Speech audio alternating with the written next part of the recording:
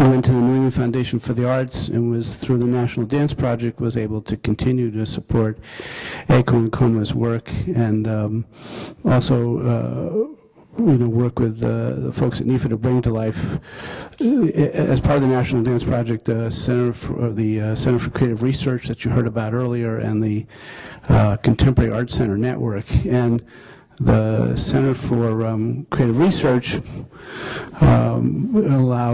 put Eiko and Koma, and Eiko in particular, originally at Wesleyan, where they really began to, get to know people at the Wesleyan University Press and other folks, and it just sort of took the relationship to another level. And then the Contemporary Arts Center project was bringing together 10 or so contemporary arts centers like the Walker and the Wexner, where they had visual arts, media arts, and performing arts programs, and trying to think about how those things could interact to the benefit of movement-based artists. And one of the things that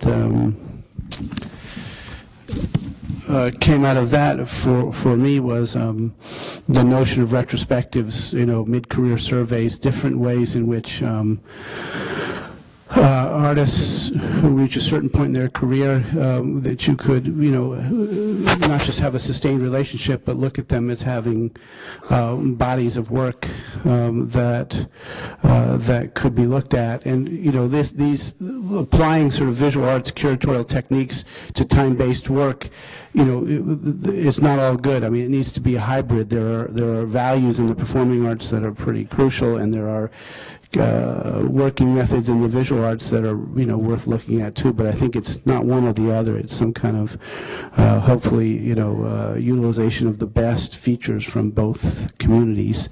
The other thing about working with Eiko and Koma on the retrospective is that I think it is important to work with living artists, and allow them to look back at the work that they've created, with them, not sort of to them. And so we're really working on this together. And I was in talking about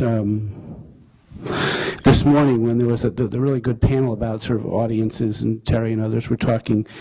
This whole issue of should there be a talk before the performance about what you're going to see, or a talk after. Well, one of my concerns is people go to a performance of Eiko and Koma and maybe they're not aware of 30 years of work, and what's the right way to, working with artists to make younger audiences in particular aware of the history that these artists bring into the theater or into the studio. So, they were open to the idea of working with me and some partners on the retrospective project, and again, it's going to involve a number of partners and a number of components, and I'll try to describe both. We had a meeting, Wesleyan University along with Nancy are really sort of the incubators of this project, and we had a meeting at Wesleyan in the spring. This spring we had, I think, 40 people there who were willing and able to be partners from both Wesleyan and a different set of institutions, each playing a role in the development and presentation of this work. It's a 3-year project, and we're beginning development really here now, and it will premiere, it's not really the right word, but it'll be sort of formally presented at the Walker in November 2010, so a little more than a year from now. But what this project involves is Eiko and Koma being able to look back at 30 years of work and really choose how they want to look at that work, and it will involve the new work, it will involve some revival of work, it will involve performance in the theater, performance in a gallery, performance, site-based performance at different venues. It will involve a catalog. We're working with the Walker Arts Center on a catalog of their work.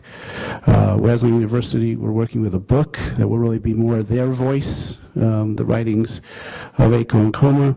There will be a film-based component to the project. There'll be an installation that will go along with this. And we're also building a website that will support this project, not just, by the way, not just to really share the content of the retrospective, but to help work with Eiko Koma to build a community that can continue to support their work. Because again, this retrospective is not a concluding chapter.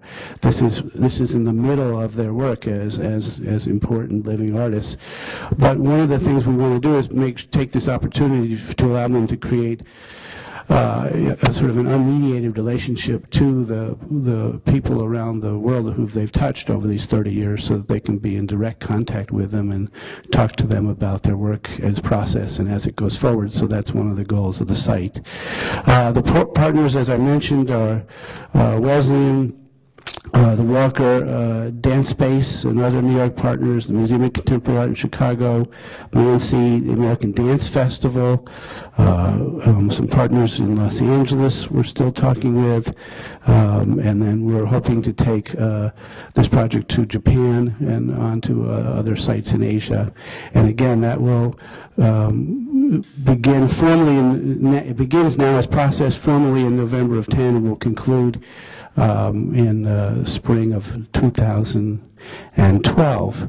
Now, each of those sites has the ability to really react to this material in different ways. Some are, some will use galleries, some will use theaters, some will use a combination of it. The Walker, it's particularly interesting. The Walker, over the past 30 years, has commissioned 6 works from Eiko Koma. And the Walker just expanded, and they built the new museum, the new edition, and they're remounting the permanent collection for the second time.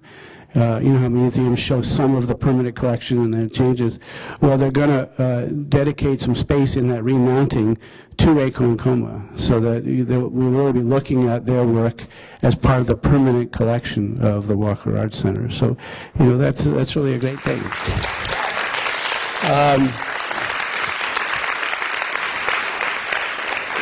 Because, again, one of our goals is to have the community of donors, of collectors, of curators think about how you not just support time-based work, but acquire it, collect it, invest in it, honor it, value it.